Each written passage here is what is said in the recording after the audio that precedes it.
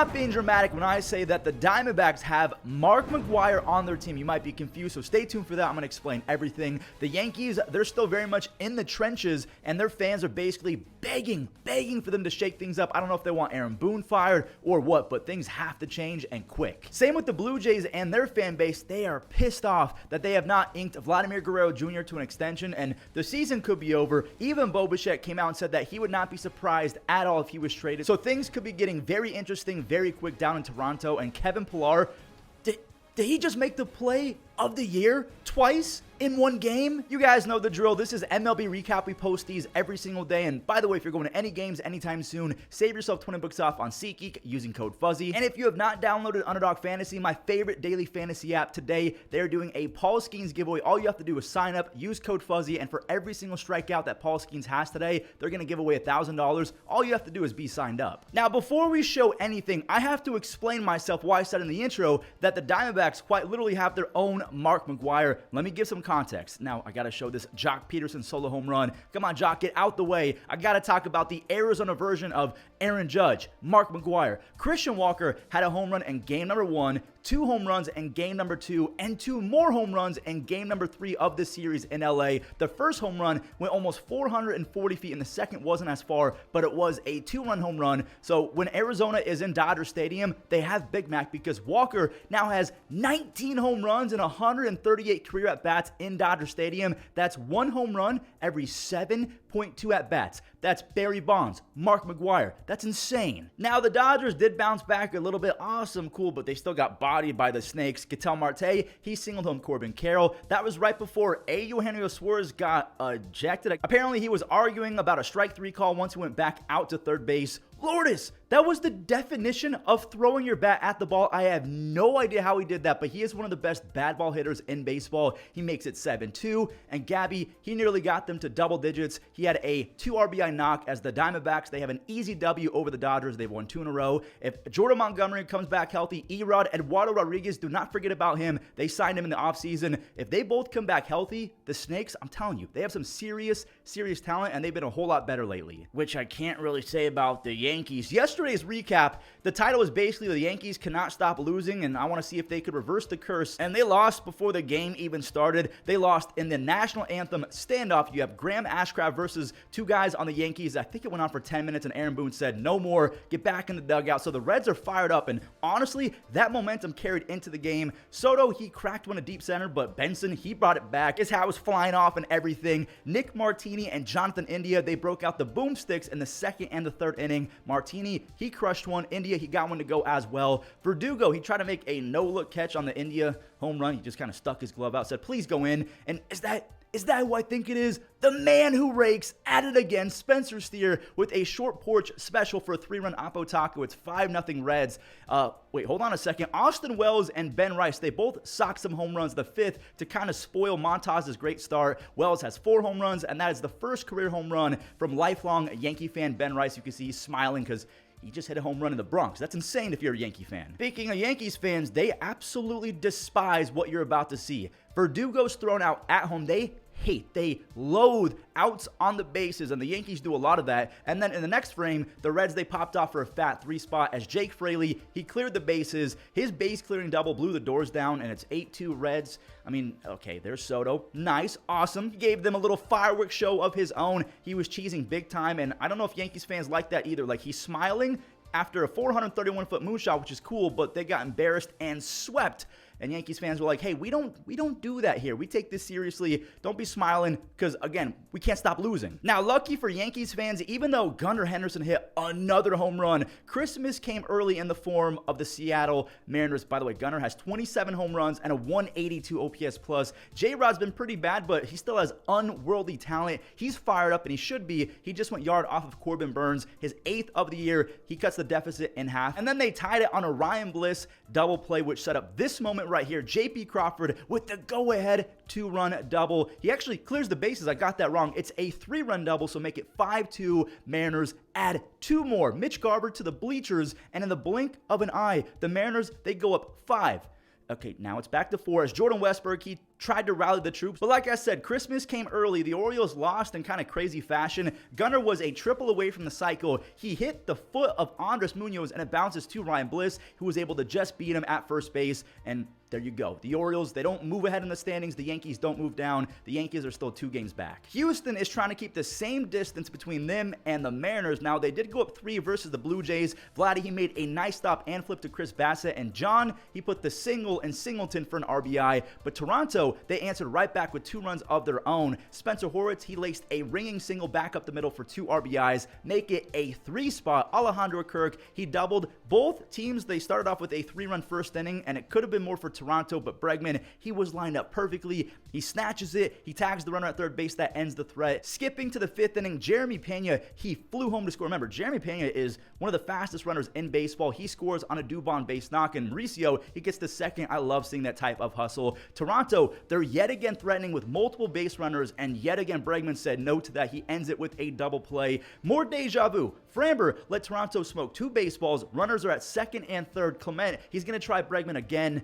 but yeah, not a great idea. Framber ended up tossing 5 shutout after those 3 first-inning runs. Jeremy Pena, I feel like it's been ages since he hit his last home run. He cranked a no-doubt solo home run, but he has been an extra base machine in the series. He has 1 extra base hit in all 4 games. More double play action courtesy of the Blue Jays. Houston, they take 3 of 4 in Canada. They stay 2 games back of the Mariners for first place. The Jays, they're now 9 games under 500, 8.5 games back of the wild card. And in the last 2 weeks, Vladdy, he went from saying he would never accept a trade to the Yankees. He would rather retire. He'd rather just not be around anymore. Then all of a sudden, he said he'd be a pro. He would accept the trade and play for any team that asked for his services. Bo Bichette, he then added kind of insult to injury. He said out loud that he would not be surprised at all if he himself was traded. Just insane stuff. What is going on down in Toronto? It feels like they're about to just start over and trade everyone because they can't catch up to the Orioles, to the Yankees, some of the wildcard teams. They're a lost team right now. Kind of crazy to say out loud, maybe not considering their health issues, but Texas can also fall to 9 games under 500 if they do not pick up a W. Wyatt Langford, I thought for sure this ball was gone off the bat of Ha-Seong Kim, but Wyatt, he's 230 pounds with top 3% speed, and apparently he's got hops as well. He is already one of the better freak athletes in the game of baseball. We head to the 4th. San Diego, they got to Scherzer with an RBI 2-bagger, so it's 1-0 Padres. Obviously, the Padres wanted another, but I tried to tell you guys, Wyatt is a freak. He's now showing off the hose piece. Texas, they then basically had the same thing happen to them, only Adolis, his slide at the dish was not as fluid, I'll just say that. Profar unleashed a seed from left field. Adolis kind of had his right arm stick and it ruined his forward momentum. More web gems coming though. David Peralta, he made a nice sliding grab in right field. Michael King, he's giving his teammate some credit. He allowed just 1 run with 5 strikeouts over 6, and he got some insurance as Profar is up to 12 home runs, 56 RBIs, a .312 batting average. He's a first-time All-Star and first-time All-Star starter. Wyatt, attaboy, he was all over the place in this game. His fingerprints were everywhere. That's an RBI single, and now a ball just got hit to him, but this was a tough read off the bat because it was a heat seeker. He's not making that throw. Manny, he made a sick little spinning stop and throw to end the 7th, and Robert Suarez, this guy has 22 saves, a 1.02 ERA. Padres have won 2 games in a row, and the Rangers, yeah, they do fall to 9 games under 500. All right, enough of these low-scoring games for a few moments. Let's show some demolition jobs. Now, this was a weird game because Detroit, they started off pretty well. They were hacking early, and then they gave up 12 unanswered runs. So Colt Keith, he's hitting .291 with 5 home runs over his last 40 games. Jake Rogers, that is a 2-run double. But the Twins unleashed a barrage of scoring that could have kept on going had the game not been called after 7 innings. It started with a Ryan Jeffers RBI extra base hit. I'm just going to kind of show you guys the extra base hits. Okay, I'll show you this one because 2 scored. Max Kepler, he snuck one through the infield to grab the lead. Jose Miranda, wow. And I'm saying wow because that's some nasty camera work. Like, not nasty in a good way. It's painfully bad. Like, I couldn't really follow it. Maybe I'm just getting old and I don't like that. But that is a 2-run double for Jose Miranda, who now has 39 RBIs. Okay, what is this camera angle? Jeffers, he jolts one to left. They go full screen, then quickly back to the field. At least you could see the home run leap. So that is a 2-run home run. Jeffers, he had an RBI double, a 2-run home run. There's an RBI single. So just like Gunnar Henderson, he was a triple away from the cycle. Jose Miranda, have yourself a career day. He went 5 for 5. And on that final swing, he joins the 40 RBI club. That one wraps it up because they called it due to rain. The Twins have won 4 consecutive series, and they're 11 games over 500. Cleveland thankfully responded with a big game offensively as well. Even without Royce Lewis, I will say, as a Guardians fan, the Twins scare me. They're going to keep on stacking W's. I can promise you that. Josh Naylor brought home, it's not Angel Martinez, it's Angel Martinez for the game's first run, and then that was negated by Lenin Sosa, who's been red hot. I think he's had 2 hits in 4 straight games. He's going to make it 5 straight games later on. Stay tuned for that. Steven Kwan, he's the chosen Kwan, the magician, whatever you want to call him. He had 3 base hits in this one. He leads baseball with 12 3-hit games. He has 8 home runs, a brand new career high. He's also hitting .367 on the year. So if Aaron Judge doesn't win a triple crown, blame Steven Kwan. Bo Naylor delivered after that solo home run. He cannot get out lately. His 2-run blooper gives him 8 RBIs and a .361 batting average his last 12 games. And there's the Platinum Glover, Andres Jimenez with the all-out dive. Ben Lively, he's fired up, and he should be because that was an insane play. You can't rob this one, though. Paul DeJong, out of nowhere, has 16 home runs. 16. The White Sox, they're going to be able to flip him, Tommy Pham, maybe Benny Biceps for some solid pieces. Here's Kwan's 3rd hit. Nothing came of it, but I did want to show it. Oh, by the way, here's Sosa's 2nd hit, so it was a no-doubt home run to left field. That is now 5 consecutive games with multiple base hits for Lenin Sosa. Cleveland, they take the final game of the series to even the season series. What is Cleveland's ceiling to you? Like, as a Guardians fan, I'm hyped up, but the pitching's a little bit scary. Let me know, how far can the Guardians go this year? So this next game, I'm just going to call it the Ian Happ 4D experience because sure, the Phillies went up 2 after a Brandon Marsh RBI single. Castellanos had a home run, but Ian Happ got those runs back and more. He socked 2 3-run home runs over 2 innings. His first was in the 4th inning from the right side of the plate. It's not easy to go yard in general, let alone off of Christopher Sanchez, who's now only allowed 2 home runs on the season. Sanchez, he gave up a few more base hits before being pulled in the 5th, and Happ, he broke it open, this time from the left side. So over 2 innings, he has 2 home runs and 6 RBIs. He then grabbed his 3rd base hit on a broken bat double. That is 10 total bases in one game. That is a monster performance. The Cubs, they ran it up to 10 runs, but I'm just going to skip to the final out where Nectar Harris, he wrapped it up versus his former team. And I'm not trying to be dramatic, but that's probably the biggest Cubs win all year. They're 8 games under 500. Plenty of talent to turn it around, but like the Blue Jays, the Rangers, should they maybe give up and try again for 2025? What should some of these kind of fringe teams do that also have a lot of talent? I'm going to tell you guys right now, games like this next one, they're so hard to recap because one team scored 10, the other scored 8, and it would take 5 minutes to show every single play. Tampa Bay was powered early by some RBI extra base hits from Josh Lowe and Johnny DeLuca. Johnny DeLuca, by the way, has 4 outs above average, which is really good defensively. He's top 2% in sprint speed. Imagine if he breaks out with the bat. We have more Johnny DeLuca action. He singled in Brandon Lau for their 5th run, and honestly, this was kind of a sloppy game from the Royals, so I'm just going to skip to Brandon Lau. I think in the 6th inning, that's his 8th home run. Now, at least Bobby Witt Jr. went yards, so that's fun. Randy didn't even move. He's got 14 home runs. By the way, Bobby's on pace for 25 home runs, 40 stolen bases. So the Rays win 10-8, and I do want to mention that Jeffrey Springs, he's pitching right now. He's almost back. Drew Rasmussen, they're saying that he could return in the late half of 2024. Tampa is looking better lately, and the best news for their fan base, they have reinforcements on the horizon. So if they want to make a trade or two, they can do that, and they still will be pretty good looking forward. Back to a super low scoring game, and I mean very low scoring. There were 6 base hits between both teams and 1 total run. That's mainly because Jose Quintana and Jake Urban, they locked in for a good old-fashioned 1v1 on Rust with radars on. Jose got CJ Abrams chasing with multiple runners on in the 5th inning, and he's out of the jam now after Lane Thomas chopped one. He's back out for the 6th. James Wood, he ripped a single. His exit velocities, I'm not joking, have all been like 106 plus miles an hour. Now, Quintana did go 6 shutout, and Jake Urban, he went 1, 2, 3 in the 7th to keep it scoreless. He was still pumping 94, 95 deep into the game. He got DJ Stewart to chase, and not just once. Check out the final out in the 8th inning. Jake Urban, he best Jose Quintana by going 8 shutout with 8 strikeouts, just 1 base hit allowed. He's as hyped as a pitcher can be. He's telling the crowd, get pumped up, and he's kind of willing his team to victory because Jesse Winker responded. The Nationals fan base, they got their little fireworks show. Winker, a pinch hit home run, breaks the stalemate. He saluted. Derek Law, he came in via the bullpen cart with a flag in hand. That was so much fun to watch. He got the final 3 outs, and to be honest with you guys, I don't hate the Mets or anything, but it's only right that the Nationals win on 4th of July. I guess we have back-to-back shutouts, not just between 2 different games yesterday, but the A's beat the Angels 5-0 on back-to-back days. Now, before we talk about the rest of the game, Kevin Pillar with one of the best robberies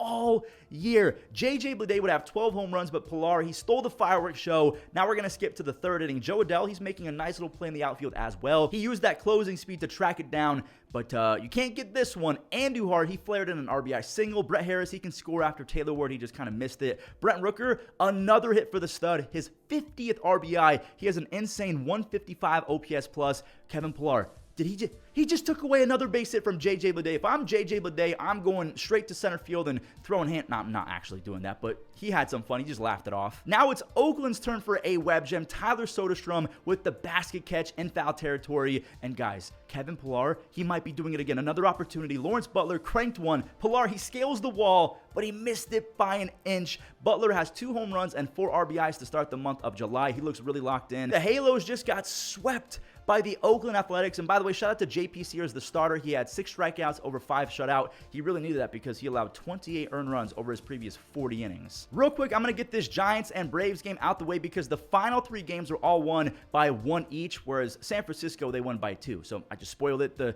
Giants core, they really stepped up after going down 2. Elliot Ramos, he is a full-blown man. I think that he should be their all-star. He's got 12 home runs, 40 RBIs, and just 50 games played. Matt Chapman, the hot streak will not stop. He also has 12 home runs now, just like Elliot Ramos, but he was not done making an impact on this game. Austin Riley, he laced a double down the left field line. Matt Olson, he wanted to score real bad, but a perfect relay between Conforto and Chapman keep it a 3-2 ball game. Chapman cuts down the runner at home, and then he used a half swing to bring home their 4th run of the day. He didn't even mean to do that, but when it's going well, it's going well. He has 24 extra base hits and 28 RBIs and 4 stolen bases over his last 46 games. Logan Webb, he finished off his night going 7 strong. He had 6 strikeouts. He has a 3.08 ERA over his last 670 innings. That's impressive. Camilo Doval strikes out 2. He's got 16 saves. And the Braves, I just want to mention this. They're 20-20 over their last 40, a 500 ball club. What should they do? I mean, first of all, they got to get Michael Harris back, but the bottom of that order has been brutal. Should they restart for 2025 as well? What's going on with Atlanta? The first half of this Boston and Miami game was all Nick Pivetta. He sawed off Jazz Chisholm. He's screaming like Godzilla. That's 6 scoreless. And by the way, he stared down Jazz, but Nick always does this. It's nothing personal against Jazz Chisholm. He's just a straight up maniac. No hits, by the way, through 6. Jesus Sanchez, he ruined it with a 7th inning triple, but Nick Pivetta, he did bounce back. He strands Sanchez with a strikeout, so that's 10 strikeouts over 7 one-hit frames from Nick Pivetta. The worst part, though, he's not going to get the W because Jazz, he got some payback against the Red Sox. He singled for an RBI, and Brian De La Cruz reset the game with a game-tying knock. So we head to the 11th inning. The Red Sox, they got 1 across on a Tyler O'Neill infield single, make it 2 runs after Emmanuel Valdez plated O'Neill. The Boston Red Sox are going to wrap it. No, they're not, I guess. Jesus Sanchez, 431 feet. He has 16 extra base hits and 15 RBIs his last 29 games. Now, the Red Sox did get their lead back with the David Hamilton RBI ground out, and Tyler O'Neill, his 3rd base hit of the game, gave them a big 6th run because Miami got 1 on a sac fly, but I'm just going to go and show the final out. Boston, they win narrowly 6-5. The Rockies used 2 separate loud doubles in the first few innings to grab an early lead against the Brewers. Ryan McMahon and Chuck Nasty did all the damage on those swings. And then there was an error by Brendan Rodgers, which really hurt Cal Quantrill because that was a tailor-made inning-ending double play. Then Cal walked a guy, and that really stings. It should have been inning over, but instead it's now a 1-run game. Andrew Monasterio brings it within 1 on a 2-run single. Then the rookie Jackson Chourio, he knotted things up with an RBI 2-bagger in the 6th inning. I'm going to spoil it. Whoever scores next is going to win this game. And there it is. Jake Cave with the game winner. His solo home run. Wait, hold on. Did I just lie to all of you guys? The Brewers are rallying. They jolted multiple base hits in the 9th inning. And, okay, I wasn't lying to you guys. That painted fastball out the hand of Jalen Beeks gets his 1-out save done. And by the way, he has 7 saves on the year. He's kind of good, but also kind of bad at the same time. I don't know what I think about Jalen Beeks. Rockies fans, what do you think about Jalen Beeks? So because the Brewers won and the Cardinals beat the Pirates, St. Louis actually gained a game in the NL Central. Dylan Carlson, he placed it perfectly down the left field line. Brian Reynolds did tie it on his 14th home run. But look at this. Piante, I can't remember how to say his last name. He was helped out by the 900-time, whatever it is, Gold Glover Nolan Arenado. So we head to the 10th inning. It's still 1-1. Pedro Pajes, he jolted one to center field, and Michael A. Taylor could not get there. Alec Burleson added a huge 3rd run, and it's huge because I thought that Nick Gonzalez tied it with a 2-run home run. It's just going to be a sac fly. Michael A. Taylor is going to move to... Whoa! They forgot that there was a ghost runner. Whoa, it's now 3-2. Again, the Cardinals did win. Mason put the win in Mason win. They're only 6 games back now of the Brewers, but that could have been scary. Well, everyone, that does it for today's MLB recap. I hope that you guys enjoyed. If you did, do me a favor because it helps out the channel. Leave a like, and also if you're brand new, hit that subscribe button. Thank you so much for your support, and enjoy the Web Gems. Liner and a leaping play here by Rafael. I love this kid. You stick him anywhere. Up the middle, Swanson diving play, gets up and throws him out. Ozzie over, he stops it and completes the play. And Kike slices this one out to right center, and a sliding grab out there. Well, he may have shattered his bat there. Shallow right field. Santander rushing in. Rengifo lines it the other way, but Brett Harris. No time to react. Off the bat here, Rengifo